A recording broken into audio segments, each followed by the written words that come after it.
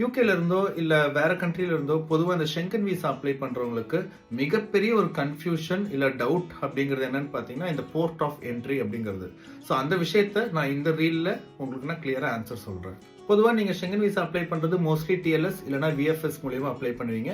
அதுலேயும் பார்த்தீங்கன்னா ஒன்று ஃப்ரான்ஸ் எம்பசிலிருந்து இல்லை பெல்ஜியம் எம்பசிலிருந்து நம்ம அப்ளை பண்ணுவோம். ஸோ மிகப்பெரிய டவுட் எல்லாருக்கும் என்ன அப்படின்னு பார்த்தீங்கன்னா, இன்னைக்கு இன்கேஸ் நான் பெல்ஜியம் மூலியா அப்ளை பண்ணால் ஃபர்ஸ்ட் வந்து நான் பெல்ஜியம்ல தான் லேண்ட் ஆகணும், இல்லை ஃபர்ஸ்ட் என்ட்ரி வந்து பெல்ஜியம்ல தான் இருக்கணுமா அப்படிங்கிற ஒரு கொஸ்டின் எல்லாருக்குமே இருக்கு.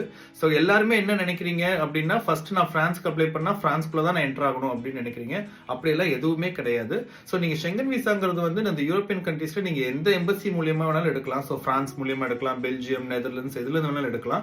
ஒன்ஸ் உங்களுக்கு விசா வந்துருச்சுன்னா நீங்க ஃபர்ஸ்ட் போர்ட் ஆஃப் என்ட்ரி அப்படிங்கிறதுலாம் எதுவுமே கிடையாது. ஸோ நீங்க எந்த கண்ட்ரிக்கு வேணாலும் போகலாம். இன்ஃபேக்ட் நாலாம் ஒரு தடவை பிரான்ஸ்ல நான் விசா எடுத்திருந்தேன் பிரெஞ்ச் எம்பசி மூலியமா. ஸோ நான் அந்த ஹோல் ட்ரிப் பார்த்தீங்கன்னா நான் பிரான்ஸ்க்கே போகல. ஸோ நான் இட்டாலி அண்ட் சுவிட்சர்லாந்து மற்ற கண்ட்ரீஸ்க்கு நான் போயிட்டு வந்திருக்கேன். இந்த டவுட் வந்து பாத்தீங்கன்னா நிறைய பேர் என்கிட்ட கேட்டிருக்கீங்க. நான் நிறைய பேர் வந்து இல்ல ஃபர்ஸ்ட் போர்ட் ஆஃப் என்ட்ரி இப்படிதான் போகணும் அப்படின்னு சொல்லியும் நான் கேள்விப்பட்டிருக்கேன். அவங்கள எங்க இருந்து இதை எடுத்தாங்கன்னு தெரியல. ஸோ நான் வந்து வெரிஃபைடா சொல்றேன், நான் நிறைய தடவை பிரான்ஸ் எம்பசி, பெல்ஜியம் எம்பசில டிஃப்ரெண்டா எடுத்திருக்கேன். எந்த டைமே பாத்தீங்கன்னா நான் ஃபர்ஸ்ட் போர்ட் ஆஃப் என்ட்ரி நான் அந்த அப்ளை பண்ண கண்ட்ரி வழியே போனதே இல்லை.